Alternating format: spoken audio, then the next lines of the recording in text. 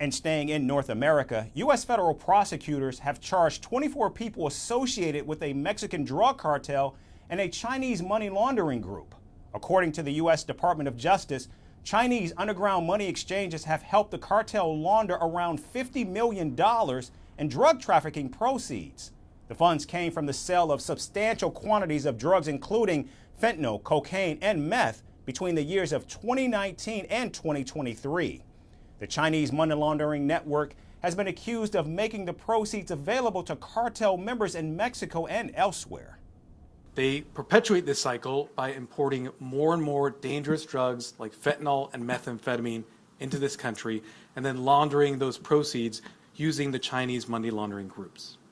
The prosecutors further revealed that drug traffickers collaborated with underground money exchanges to take advantage of the high demand of U.S. dollars, specifically from Chinese citizens looking to move funds out of China through informal channels. Data from the U.S. Center for Disease Control shows that from January of 2021 to 2022, over 107,000 Americans died from drug overdoses, with more than 65% of the cases involving synthetic opioids such as fentanyl. Now, U.S. drug authorities have raised concerns about the deepening ties between Mexico's cartels and China, as the potency of fentanyl pills has been increasing, resulting in more deaths across the country. Federal agents also claim that Chinese money laundering groups undercut competition as they charge the cartels cheaper fees by tapping into the Chinese diaspora in the United States and Latin America. Now, the severity of the fentanyl crisis is such that it's turned into a contentious issue between Democrats and Republicans. Former President Donald Trump has expressed his intention to combat the fentanyl crisis by deploying military assets and inflicting maximum damage on Mexican cartels if reelected in November. If you take the head of a pin and put something, a little fentanyl on the head, if it's a little bit larger than the head of a pin, you're dead. You have no chance.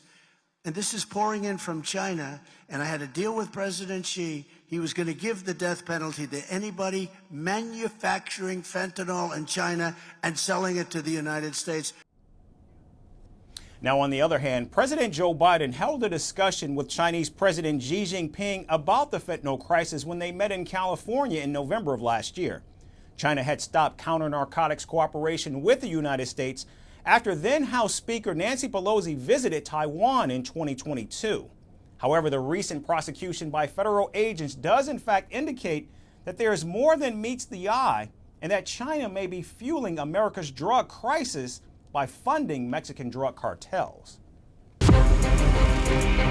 From impeachments to inaugurations, if it's a political story, we are on the scene. The race for the White House is heating up. We're beating Biden. How dare he say that? If it's breaking news, we're live with the latest coverage. From the White House, the State Department, and Capitol Hill, we know the issues, but above all, we know the players to bring you the latest in-depth analysis on all the key stories that we're covering.